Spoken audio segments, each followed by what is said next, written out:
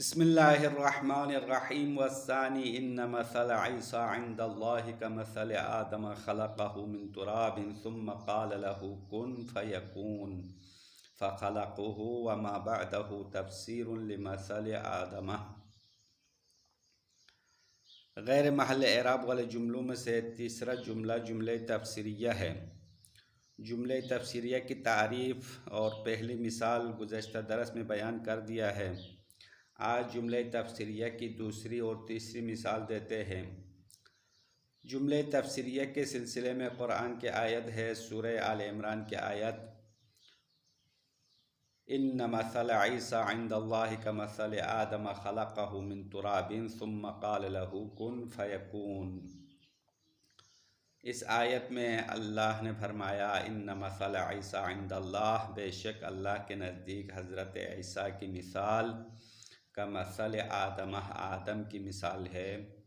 خلقہ من تراب، اللہ نے حضرت آدم کو مٹی سے پیدا کیا، ثم قال له کن، پھر اللہ نے حضرت آدم کو حکم دیا ہو جاؤ، فیکون، وہ ہو گیا۔ تو آیت میں شاید مثال خلقہ اور اس کے بعد والے جملے کے بارے میں ہے۔ تو خلقہ اور اس کے بعد والا جملہ مثل آدم کی تفسیر ہے۔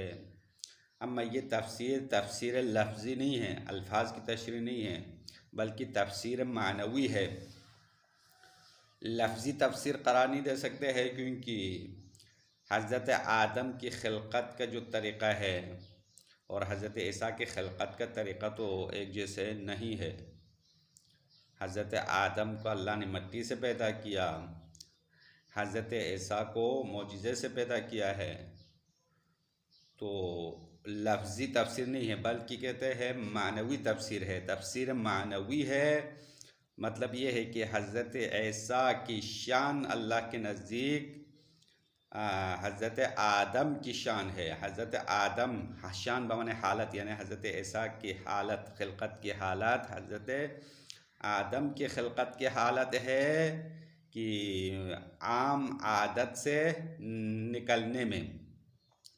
مطلب یہ ہے کہ عام طور پر دنیا میں بچے ماں باپ سے پیدا ہوتے ہیں، نطفے سے پیدا ہوتے ہیں۔ اما حضرت عیسیٰ اور حضرت آدم دونوں اس عادت جاری سے خارج ہو گئے ہیں۔ تو عادت جاری سے خارج ہونے میں حضرت عیسیٰ کی مثال حضرت آدم کی مثال ہے۔ تو عیسائیوں نے باپ کے بغیر پیدا ہونے کی وجہ سے حضرت عیسیٰ کو اللہ کا بیٹا قرار دیا۔ ان کے عقیدے کے مطابق حضرت عیسیٰ اللہ کا بیٹا ہے کیونکہ وہ بغیر باپ کے پیدا ہو گیا۔ تو اس کے جواب میں اللہ نے آیت نازل کی کہ اگر حضرت عیسیٰ بغیر باپ کے پیدا ہونے کی وجہ سے اللہ کا بیٹا شمار کرتے ہو تو حضرت آدم تو ماں باپ دونوں کے بغیر اللہ نے پیدا کیا ہے، تو اس کو اللہ کا بیٹا بنانا چاہیے۔ تو اس نظریے کو، عیسائیوں کے نظریے کو رد کرنے کے لیے یہ آیت نازل ہو گئی ہے۔ تو حضرت عیسیٰ عام بچے کی پیدائش کی حالت اور عادت سے خارج ہو گیا ہے اور باپ کے بغیر پیدا ہو گیا، اور حضرت آدم بھی یہ عام بچوں کی پیدائش کے طریقے سے باہر طریقے سے، یعنی اس سے خارج طریقے سے پیدا ہو گیا ہے، یعنی ماں باپ دونوں کے بغیر اللہ نے ڈائریکٹ مٹی سے پیدا کیا ہے۔ تو باپ کے بغیر حضرت عیسیٰ کی پیدائش کو بنیاد بنا کر حضرت عیسیٰ کو اللہ کا بیٹا قرار دینا صحیح نہیں ہے۔ تو آیت میں مفہوم بیان فرمایا ہے۔ یہ دوسری مثال ہے جملہ تفسیریہ کی۔ تیسری مثال والثالث ثم بدا لهم من بعد ما رأوا الآیات لیسجننہ، سورہ یوسف آیت نمبر 35 ہے۔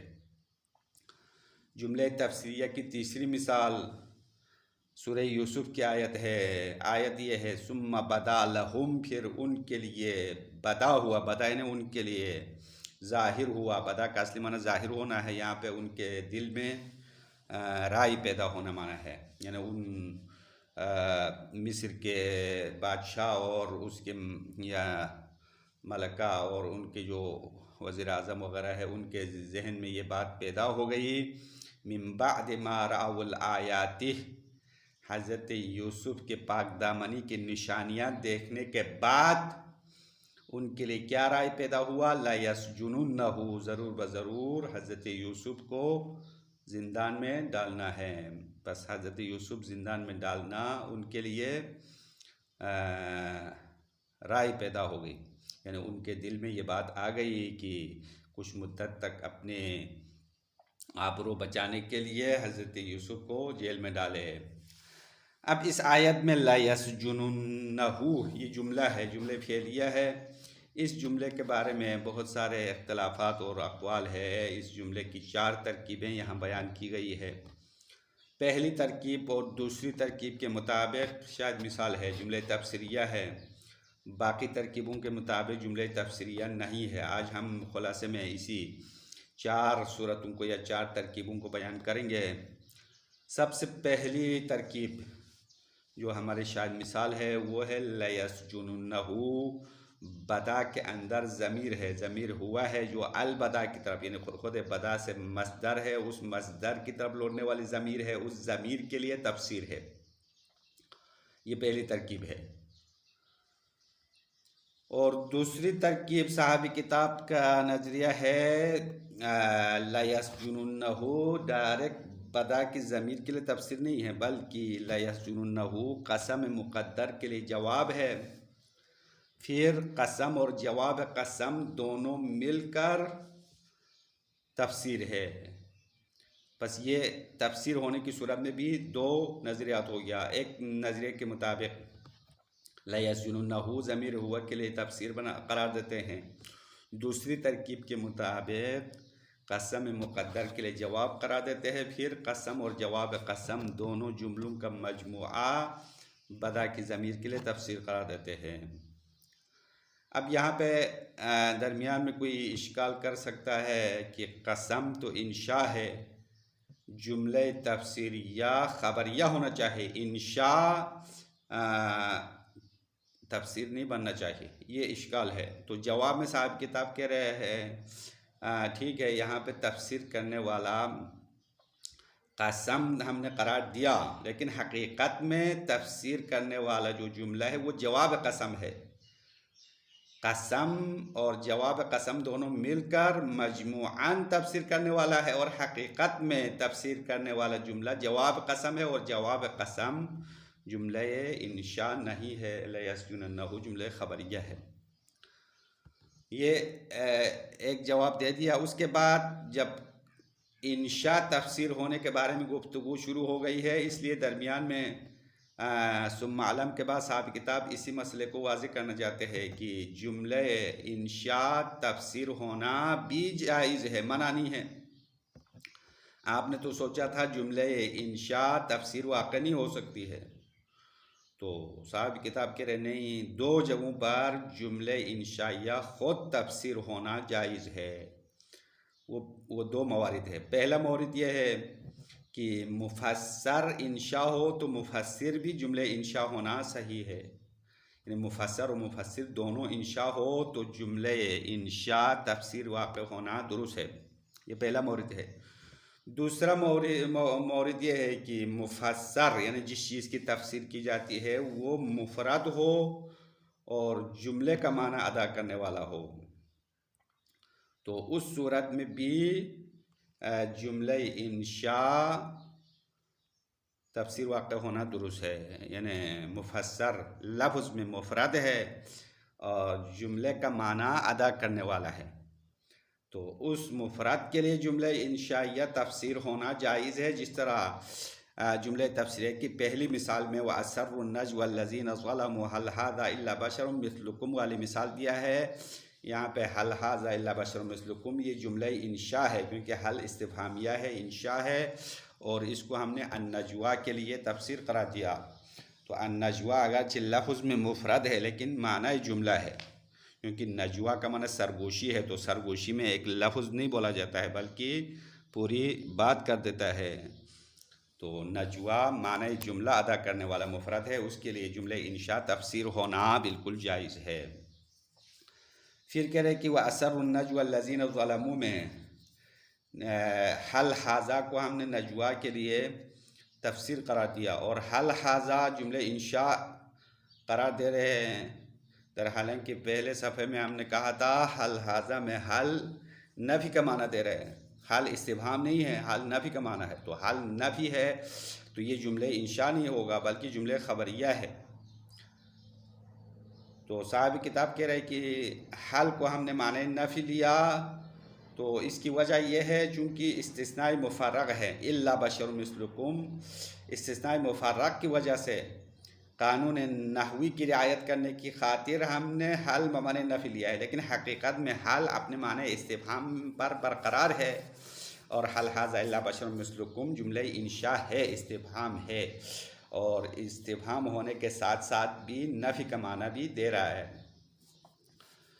اسی وجہ سے ہم نے حل کو قانون نحو کی رعایت کرنے کی خاطر معنی نفی لیا ہے، حالانکہ حل اپنے معنی استفہام پر برقرار ہے، معنی استفہام سے مکمل خارج نہیں ہو گیا ہے، اسی لیے یہ ہمارے لیے شاید مثال ہے کہ حل ھذا الا بشر مثلکم جملہ انشاء تفسیر واقع ہو گیا ہے۔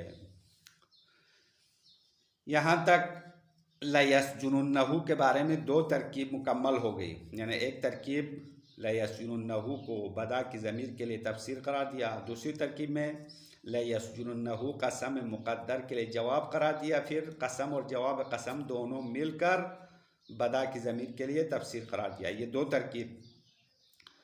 پھر تیسری ترکیب فرماتے ہیں لیسجننہ خود بدا کے لیے جواب ہونا بھی ممکن ہے، یہ تیسری ترکیب ہے۔ کیوں بدا کے لیے جواب کیسے واقع ہوگا؟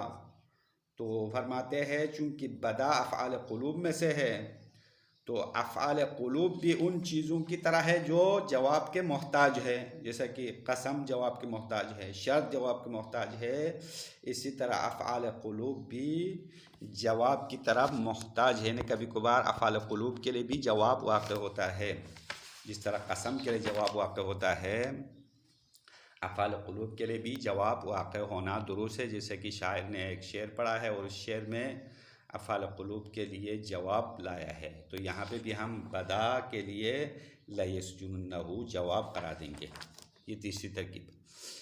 چوتھی ترکیب کوفیین کا قول ہے، آخری ترکیب لیسجننہ میں فرماتے ہیں کہ لیسجننہ جملہ بدا کے لیے فاعل قرار دیتے ہیں، بدا کے اندر ضمیر نہیں ہے بلکہ لیسجننہ جملہ فاعل ہے۔ اب پھر جملہ فاعل ہونا جائز ہے یا نہیں ہے، اس میں نئی بحث شروع ہو گئی ہے، چونکہ عام طور پر تو جملہ فاعل نہیں ہونا چاہے، مفرد فاعل ہوتا ہے، تو یہاں تو جملہ فاعل قرار دیتے ہیں، تو آیا جملہ فاعل ہونا قانون کے لحاظ سے درست ہے یا نہیں ہے؟ تو اس مسئلے میں پھر آپس میں اختلافات شروع ہو گئے ہیں، ہشام اور ثعلب اور ایک گروہ نے کہا جملہ فاعل ہونا جائز ہے ہر صورت میں، یعنی ہر جگہ پر جملہ فاعل ہو سکتا ہے بغیر کسی شرط کے۔ دوسرا قول فرا اور ایک گروہ کا ہے کہ ان کا کہنا ہے جملہ فاعل ہونا جائز ہے لیکن دو شرائط کے ساتھ جائز ہے۔ فرا کہتے ہیں کہ جملہ فاعل ہونا دو شرط کی بنیاد پر درست ہے، پہلی شرط یہ ہے کہ مسند الیہ افعال یعنی جس جملہ جس کی طرف نسبت ہے، یعنی جملہ جس فعل کے لیے فاعل قرار دیا گیا ہے وہ افعال قلوب ہونا چاہیے، مطلب جملہ ہر فعل کا فاعل نہیں بنے گا بلکہ افعال قلوب کا فاعل بنے گا، یہ پہلی شرط ہے۔ دوسری شرط یہ ہے کہ وہ جملہ جو فاعل آپ نے بنایا ہے وہ ادات تعلیق کے ساتھ نزدیک ہونا چاہیے، ادات تعلیق کرنے والے ابزار جیسے کہ حرف استفہام، حرف نفی، جو صدارت طلب چیزیں ہیں اس کے نزدیک ہونی چاہیے، پھر فاعل بننا درست ہے۔ اب صاحب کتاب نے اپنے نظریہ بیان کیا ہے اور یہ تفصیلات تھوڑا زیادہ ہے، اس لیے ہم نے اس تفصیلات کو فی الحال رکھ دیں گے، یہاں تک عبارت پڑھ کے اگر ٹائم بچ جائے تو آگے بڑھیں گے، ورنہ جملہ فاعل ہونے کی جو گفتگو ہے وہ آگے درس میں انشاءاللہ بیان کریں گے۔ والثانی جملے تفسیریہ کی مثالوں میں سے دوسری مثال ان مثل عیسیٰ عند اللہ کمثل آدم خلقہ من تراب ثم قال له کن فیکون۔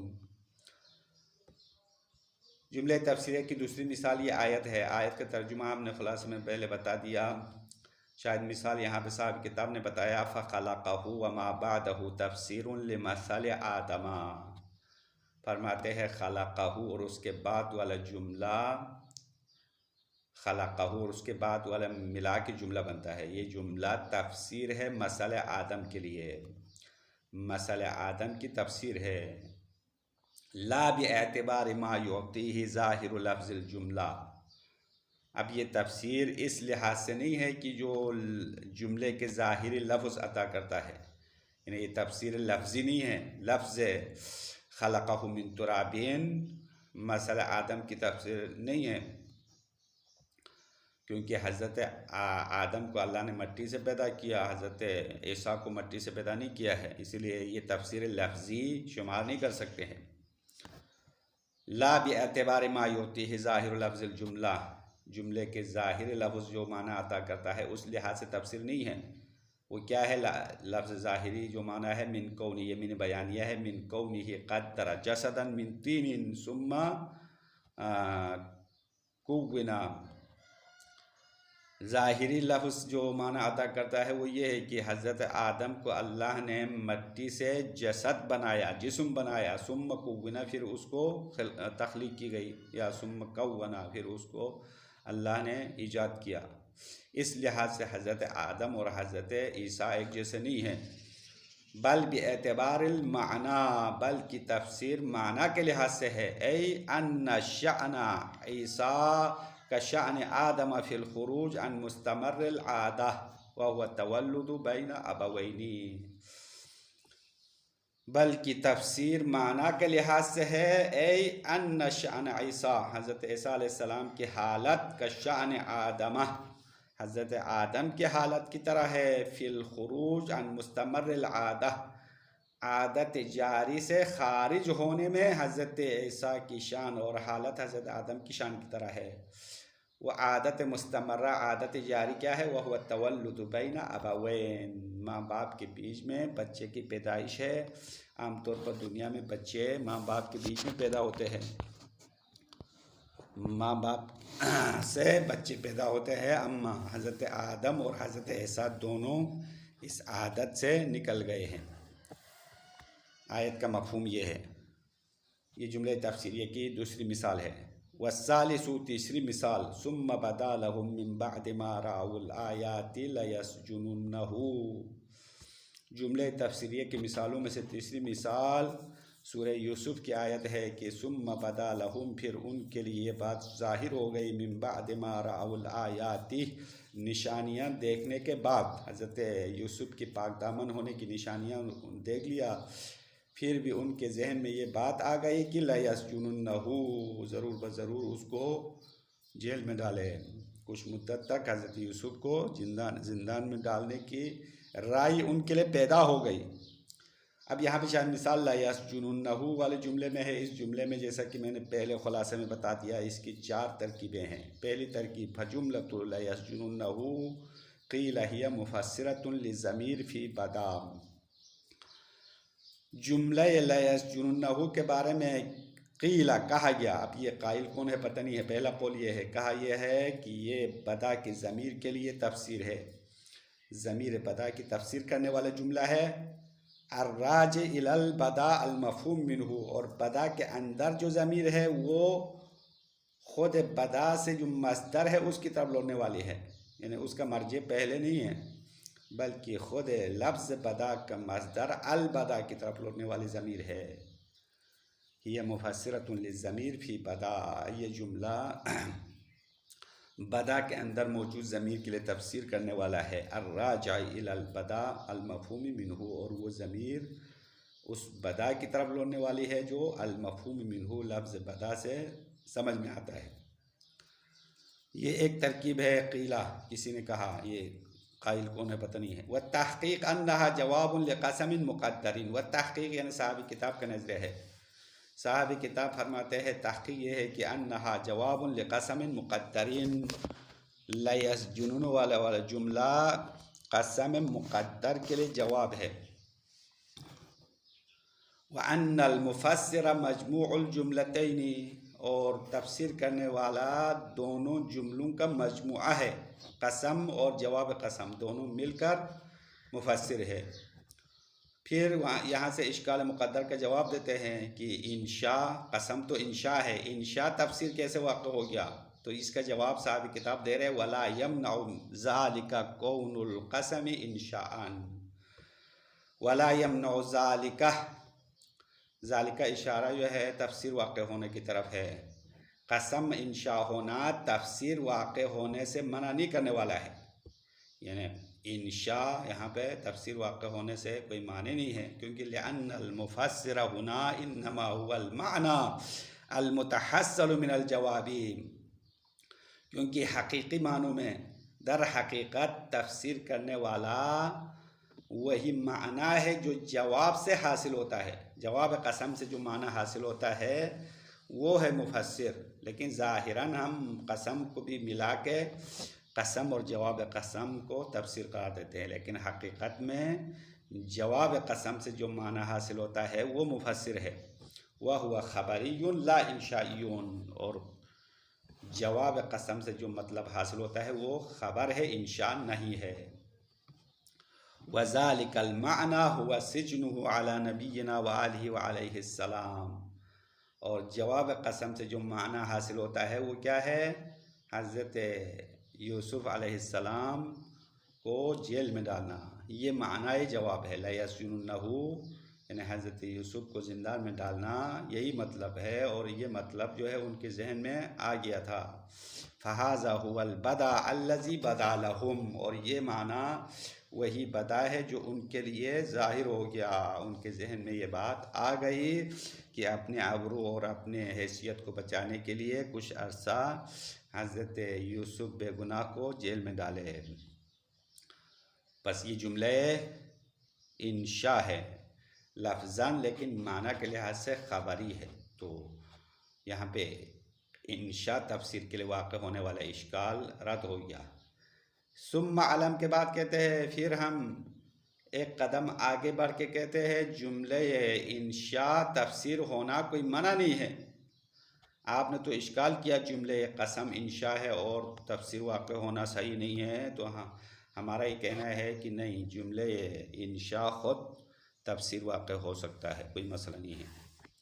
ثم علم پھر جان لو انه لا يمتنع كون الجملة الانشائیہ مفسرة بنفسها، پھر جان لو کہ جملہ انشائیہ بذات خود مفسر ہونا منع نہیں ہے، اور یہ دو جگہوں پر واقع ہونے والا ہے. جملہ انشائیہ تفسیر دو مقامات پر واقع ہوتا ہے. وَيَقَعُ ذَلِكَ فِي مَوْضِعَيْنِ جملہ انشائیہ بذات خود دو جگہوں پر تفسیر واقع ہوتا ہے. احدہما پہلا مورد یہ ہے کہ یکون المفسر انشاء ایضاً، مفسر بھی انشاء ہو. مفسر یعنی اس مفعول کا صیغہ ہے، یعنی جس چیز کی تفسیر کی جاتی ہے، پہلے والا جملہ، اور بعد والے کو مفسر کہتے ہیں. مفسر دونوں انشاء ہو تو انشاء کے لیے تفسیر واقع ہونا درست ہے. نحو مثال احسن الی زید اعطہ الف دینار، اس کی مثال یہ ہے احسن الی زیدین، زید پر احسان کرو، یہ انشاء ہے، امر کا صیغہ ہے. پھر اس کی تفسیر لایا ہے اعطہ الف دینار، زید پر احسان کیسے کرے؟ تو تفسیر کیا اس کو 1000 دینار دے دو. تو آتی ہی احسن کے لیے تفسیر واقع ہونا درست ہے، کیونکہ دونوں انشاء ہے، مفسر بھی انشاء ہے، مفسر بھی انشاء ہے. والثانی دوسرا مورد جملہ انشائیہ تفسیر واقع ہونے کا دوسرا مورد ان یکون مفردا مؤدیا معنی جملتین، ان یکون المفسر، یہ یکون کے اندر ضمیر ہے، وہ مفسر طرف لوٹاؤ. مفسر لفظاً مفرد ہے، اما مؤدیا معنی جملتین جملے کا معنی ادا کرنے والا ہے.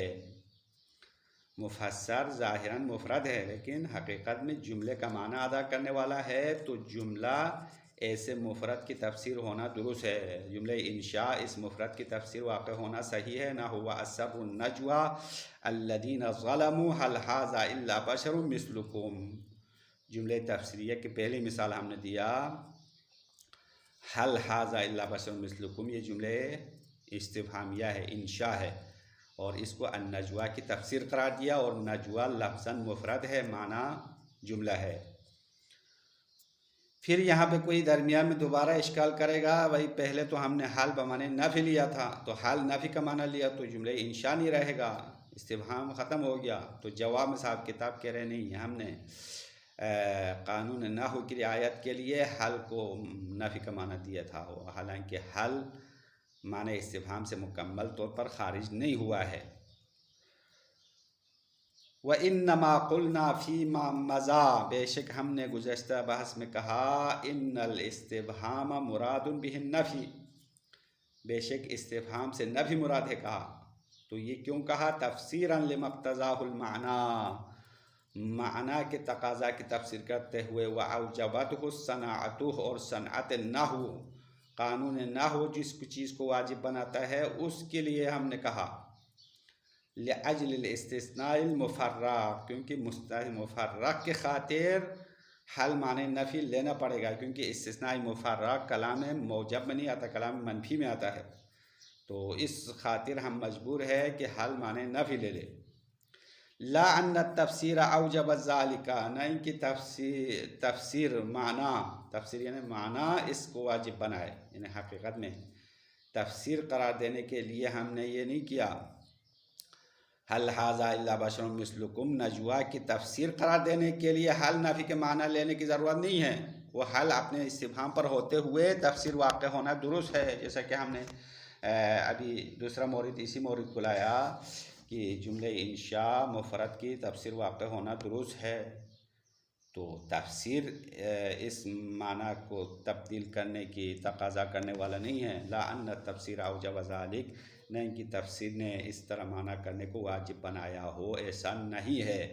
تفسیر قرار دینے کے لیے حل استفہام کے ہوتے ہوئے تفسیر واقع ہونا درست ہے.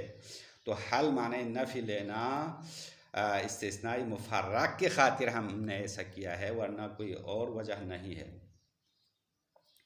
بس یہاں تک جملہ انشاء تفسیر واقع ہونے کا دو مورد مکمل ہو گیا. اس کے بعد وَيَجُوزُ أَن يَكُونَ لَا يَسْجُنُنَّهُ جَوَابًا لِبَدَا، پھر دوبارہ اصل آیت کی طرف پلٹ گئی ہے. ثُمَّ بَدَا لَهُم مِّن بَعْدِ مَا رَأَوُا الْآيَاتِ لَيَسْجُنُنَّهُ، تو لَيَسْجُنُنَّهُ میں 4 ترکیبیں ہیں، ان میں سے 2 مکمل ہو گیا، تیسری ترکیب یہاں سے شروع ہے. لَيَسْجُنُنَّهُ کے بارے میں تیسری ترکیب یہ کر سکتے ہیں وَيَجُوزُ جائز ہے يَكُونَ لَيَسْجُنُنَّهُ جَوَابًا لِبَدَا، لَيَسْجُنُنَّهُ خود بدا کے لیے جواب واقع ہونا جائز ہے، کیونکہ لِأَنَّ أَفْعَالَ الْقُلُوبِ لِإِفَادَتِهَا التَّحْقِيقُ تُجَابُ بِمَا يُجَابُ بِهِ الْقَسَمُ. تو بدا کے لیے کیوں جواب واقع ہوتا ہے؟ اس کی وجہ یہ ہے کیونکہ افعال قلوب تحقیق کا معنی فائدہ دیتا ہے، اسی لیے افعال قلوب کو ایسی چیزوں کے ذریعے سے جواب لانا جائز ہے جس کے ذریعے سے قسم کے لیے جواب لایا جاتا ہے. یعنی جو چیزیں قسم کے لیے جواب واقع ہونا درست ہے، وہ افعال قلوب کے لیے بھی جواب واقع ہونا درست ہے. مطلب افعال قلوب بھی جواب کی طرف محتاج ہونے والی چیزوں میں سے ہے، کیونکہ جواب کی طرف کئی چیزیں محتاج ہیں، جیسے کہ شرط جواب کی محتاج ہے، قسم جواب کی محتاج ہے، اسی طرح افعال قلوب کی جواب کا محتاج ہے. لأن افعال القلوب، بے شک افعال قلوب لإفادتها التحقیق، تحقیق کے فائدہ دینے کی وجہ سے تجاب بما یجاب به القسم، ایسی چیزوں کے ذریعے سے جواب لایا جاتا ہے جس کے ذریعے سے قسم کے لیے جواب لایا جاتا ہے. قال الشاعر، افعال قلوب کے لیے جواب آنے کی مثال شاعر نے شعر میں کہا وَلَقَدْ عَلِمْتُ لَتَأْتِيَنَّ مَنِيَّتِي، شاعر کہہ رہا ہے کہ بے شک میں نے جان لیا کہ میری موت ضرور آنے والی ہے. إِنَّ الْمَنَايَا لَا تَطِيشُ سِهَامُهَا، بے شک موت اپنے تیر کو خطا نہیں پھینکتا، تیر کا نشانہ خطا نہیں ہوتا، کیونکہ موت یا موت کا ٹائم جب آ جائے تو وہ لا یستقدمون الساعۃ ولا یستاخرون. قرآن کی آیت ہے کہ جب اجل آ جاتی ہے، اجل حتمی مراد ہے، اجل حتمی جب آ جائے تو ایک سیکنڈ کے لیے آگے ایک سیکنڈ کے لیے پیچھے نہیں ہو سکتا، وہ ٹھیک نشانے پر لگ جاتا ہے. ان المنایا لا تطیش سہامھا، بے شک موت کی جو تیر ہے وہ خطا نہیں جاتا، یعنی تیر ٹھیک نشانے پر لگ جاتا ہے. اب یہاں بھی شاید مثال لقد علمت افعل قلوب ہے، اور لتأتین منیتی یہ جواب علمت قرار دیا ہے. علمت افعل قلوب کے لیے جواب لایا ہے شاعر نے. تو قرآن کی آیت میں بھی لیسجننہ بدا کے لیے جواب قرار دے سکتے ہیں. یہ تیسری ترکیب یہاں تک مکمل. آخری وقال الکوفیون الجملۃ فاعلون، چوتھا قول یا چوتھی ترکیب کوفین کا نظریہ ہے کہ لیسجننہ پورا جملہ بدا کے لیے فاعل بناتے ہیں، بدا کے اندر ضمیر نہیں رکھیں گے بلکہ لیسجننہ جملہ فاعل قرار دیتے ہیں. پھر جملہ فاعل ہونے کے بارے میں دوبارہ نحوین کے آپس میں اختلافات ہو گئے ہیں، آیا جملہ فاعل ہونا جائز ہے یا نہیں ہے. اگر جائز ہے تو شرائط کے ساتھ ہے یا بغیر شرط کے ہے، اس کے بارے میں تفصیلات زیادہ ہے. اگلے درس میں ان تفصیلات کو بیان کریں گے. وصلی